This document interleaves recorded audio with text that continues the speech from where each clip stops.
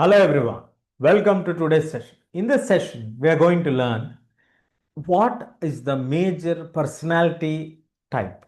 What is my personality type? Now, in the previous section, we learned what is a personality and why it is important for us to have personality development. Now, let us see what is my personality. We are going to discuss the major or famous model that is known as the Big Five model or the Ocean model. Now, this model was developed by multiple researchers when they were doing researches like mainly Louis Goldberg, and then we have Paul Costa, Robert McGrath. Like this, many scientists have contributed for this model. So, most widely known model of personality traits is the Big Five model in the organizational setups.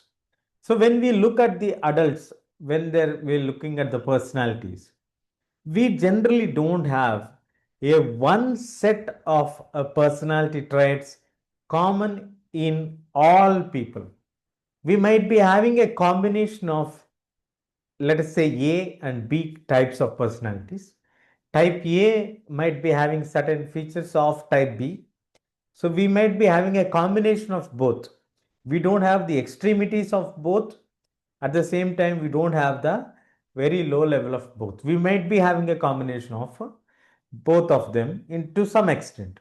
So let us dive deep to understand what are the five big or ocean model of personality types. Let me share my screen. Here we go.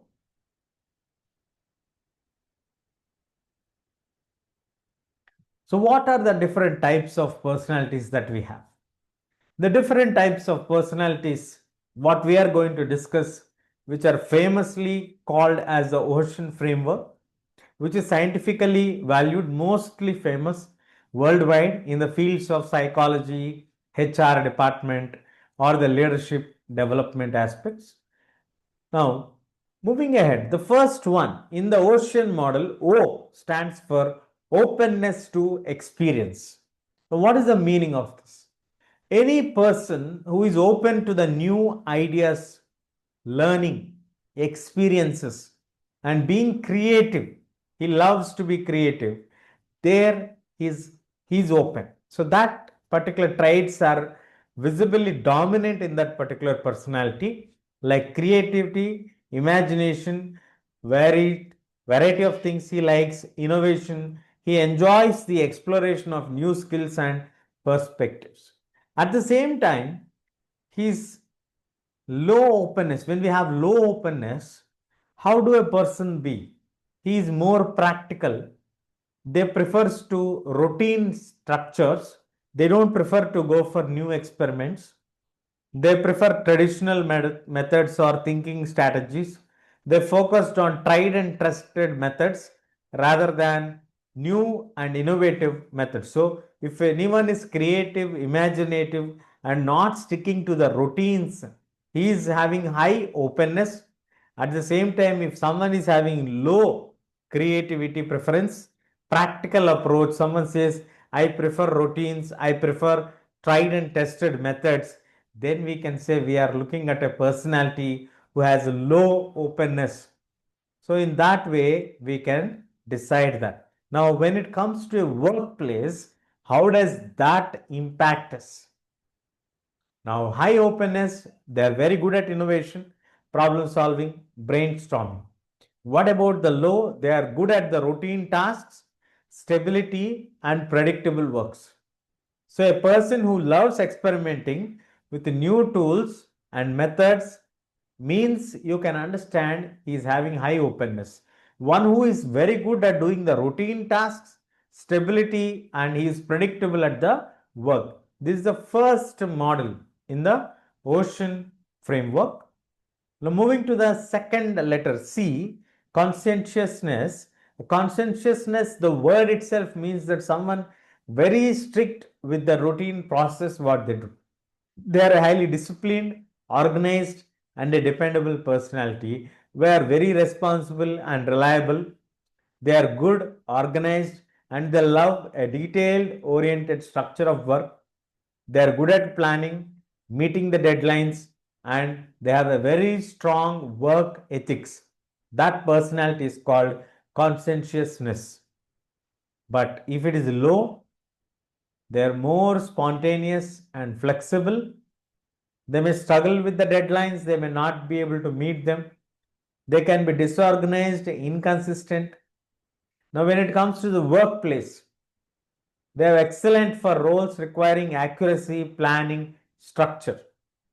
But if they have low conscientiousness, they are good in creative, flexible, fast changing environments. So, an employee who makes to-do list every day and always completes the tasks on time is a person with a high conscientiousness. So, this is the second type of personality. Moving to the third one, E, the extraversion. As the name suggests, they are outgoing, energetic, a social person, talkable, energetic person, enthusiastic, enjoys with the group work, networking, assertive, and expressive. When it is low, they are quiet, introversions, reserved, small groups, reflective and thoughtful, needs personal space. So they are good for sales if they are talkative, good for analytical works if they have low extraversion abilities or the personality types. So one who enjoys conducting team meetings naturally initiates the conversations is having high extraversion abilities.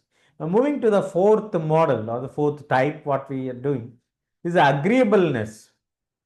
He is highly friendly, cooperative, supportive, trusting, helpful, and values harmony with the others. When it comes to the low side, they are more competitive, direct, skeptical, questioning, they are blunt and prioritizes their results over the relationships.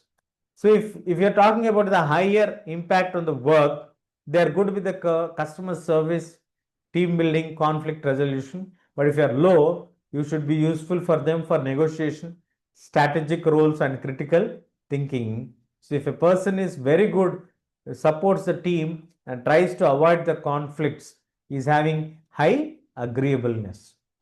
Now, coming to the last model, that is the neuroticism. What is neuroticism? How effectively a person is able to handle stress, pressure, and emotional situations. How he is able to handle it. That ability is called neuroticism.